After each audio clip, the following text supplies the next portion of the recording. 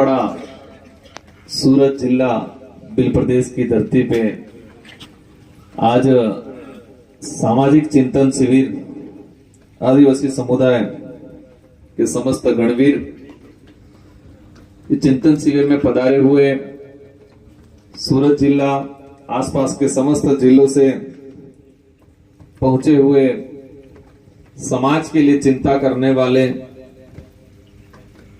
भविष्य में हमारे समाज को किस दिशा में ले जाना है, वर्तमान में हमारे साथ क्या हो रहा है, इन सारी बातों को समझने वाले ही आज बारिश में यहां पर पहुंचे हैं। बाकी माहौल में थोड़ा घूम आए, थोड़ी सेल्फी ले लें, वो शायद नहीं आ पाए। हमारे पूर्व वक्ताओं ने वर्तमान, भविष्य और इतिहास, इन तीनों बातों को ध्यान में रखते हुए, तीनों पहलुओं को ध्यान में रखते हुए समस्त बातें रखी। मैं कार्यक्रम में आने को लेके काफी कंफ्यूज था। कंफ्यूज इसलिए था कि बार बार इधर इधर भाग दौड़ करके बहुत ज्यादा थक गए थे हर तरफ से। विचार किया था पवन दादा आने वाले थे, फिर विचार किया एक दो साथी विधायक जी को भेजें, लेकिन हमारे सारे साथी कहीं न कहीं किसी न किसी कार्यक्रम में, किसी न किसी मिशन में लगे हुए हैं। और आयोजन कमेटी ने कहा कि राजकुमार जी आपको ही आना पड़ेगा। तो मेरा भी मन हुआ। वर्तमान देश के अंदर एक चिंगारी जगी है, जो चिंगारी जगी यहां लगी है, तो उसमें सूरत और भरूच के आसपास क्या स्थिति है वर्तमान में, और बिल प्रदेश के लोग के जो माहौल बना है पूरे 3-4 राज्यों के अंदर, तो बिल प्रदेश को लेके क्या मानसिकता है, क्या सोच है, कितना जो जुनून है, वो भी मैं देख आऊं, समझ आऊं। तो मेरी भी इच्छा हुई कि मैं कार्यक्रम में पहुंचूं। आज जो पांडाल में बैठे हुए हैं, लगभग जब सूरत से, कुछ वलसाड़ से भी होंगे, भरूच से भी होंगे, नवसारी से है कोई? नवसारी से शायद नहीं होगा,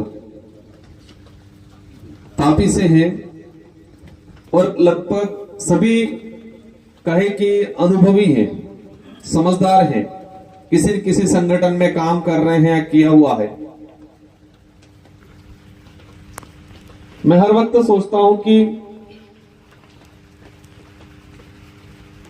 इस देश के अंदर देश का मूल मालिक हम हैं,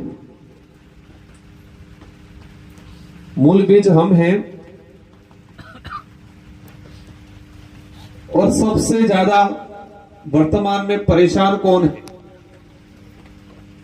भारत देश की धरती पे अगर बात करें तो सबसे ज्यादा प्रताड़ित, पीड़ित समुदाय कौन सा है? शायद हमारा ही है, मैं जितना जो समझा। देश के अंदर सभी समुदाय बने हैं, सभी समुदायों में समुदाय अपने उद्धार के सामाजिक संगठनों का निर्माण करता, गठन करता। तो हर समाज के अपने संगठन हैं, लेकिन सबसे ज्यादा संगठन वाला समाज कौन सा है? सबसे ज्यादा संगठन वाला समाज कौन सा? शायद आदिवासी, मैं जहां तक समझा। सबसे ज्यादा परेशान हम हैं, और सबसे ज्यादा सामाजिक संगठनों वाला, राजनीतिक बिखराव या राजनीतिक संगठनों में घुसे रहने वाला हम ही है। सबसे ज्यादा स्ट्रगल कौन कर रहा है आज, मतलब संघर्ष कौन कर रहा है? इस देश के अंदर सभी समाजों में सबसे ज्यादा अगर स्ट्रगल कर रहा है या संघर्ष कर रहा है तो आदिवासी ही कर रहा है। बिखरा हुआ भी सबसे ज्यादा हम ही है, और हमारा जो संघर्ष कर रहे हैं उसका रिजल्ट अगर अन्य समुदाय के तुलना में हम देखें तो हमारा रिजल्ट कितना परसेंट है? बहुत कम, ना के बराबर। देश के मूल मालिक हैं, सबसे ज्यादा सामाजिक संगठन है, सबसे ज्यादा समस्या है, सबसे ज्यादा संघर्ष भी हम कर रहे हैं, लेकिन रिजल्ट नहीं मिलता। रिजल्ट नहीं मिलने के पीछे कारण क्या है? शोषण कौन कर रहा है, अत्याचार कौन कर रहा है, और इसके खिलाफ हम लड़ रहे हैं तो किस तरीके से लड़ रहे हैं, किस विजन के साथ लड़ रहे हैं, कितनों को साथ में लेके लड़ रहे हैं, किस सोच के साथ लड़ रहे हैं।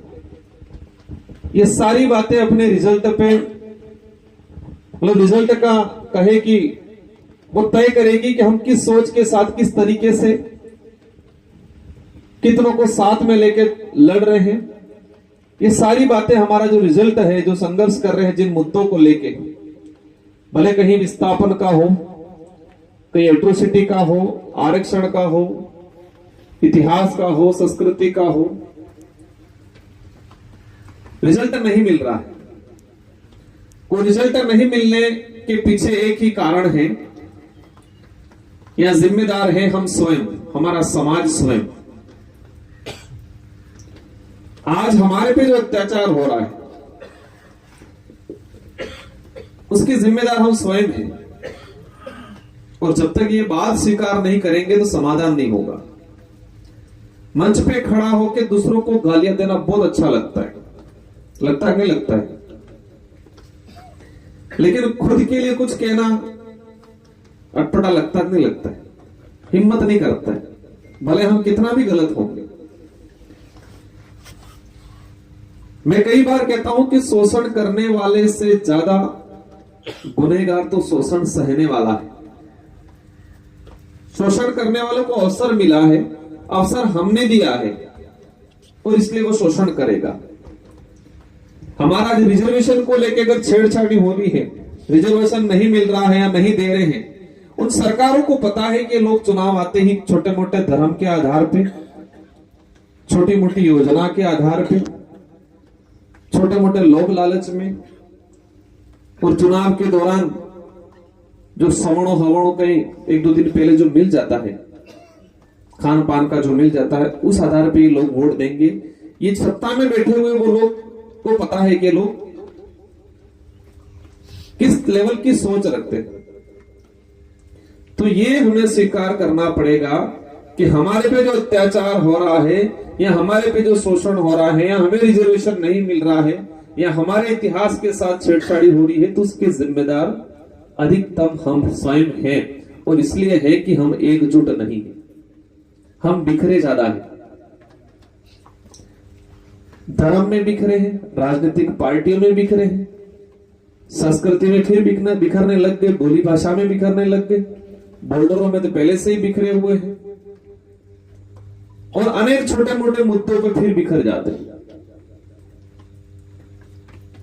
तो ये जब तक स्वीकार नहीं करेंगे, हमें रिजल्ट नहीं मिलेगा। हम संघर्ष तो कर लेंगे, लेकिन रिजल्ट नहीं मिलेगा।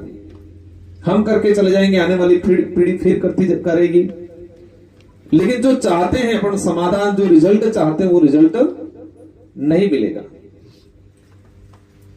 एक चीज देखा हमने कोविड में कि जो व्यक्ति अहमदाबाद में मजदूरी कर रहा था, हमारा क्षेत्र का, सरकारों ने जो विदेश में थे उनके लिए हवाई जहाज की व्यवस्था की, लेकिन अहमदाबाद से जो डूंगरपुर जाना था उसके लिए किसी प्रकार की कोई व्यवस्था नहीं, और जो अगर व्यक्तिगत व्यवस्था करके भी जा रहा था उसको नहीं जाने दिया। अपना सामान, अपना बच्चा गोद में उठा के, सामान सर पे उठा के 150-200 किलोमीटर पैदल चल के आए। लेकिन जब चुनाव आता है, हालांकि हमारे वहां ये ज्यादा नहीं हुआ, आसपास इलाके में हुआ, चुनाव आता है उस समय एक मीटिंग होती है, मीटिंग में कुछ थोड़ी बहुत नमकीन मिल गई और भाई को थोड़ा का बोतल मिल गया, और वो कहने लगता है कि जेनो खहा एनो गहा। मतलब हमें परेशानी हुई वहां से आने में, हमें रिजर्वेशन नहीं मिल रहा है। जिस जमीन पे मैं मकान बना के बैठा हूं, जो मकान 30-40 साल से बना है, उस मकान का सरकार पट्टा नहीं दे रही है। मेरा बच्चा स्कूल में पढ़ने जा रहा है, उसको अच्छा एजुकेशन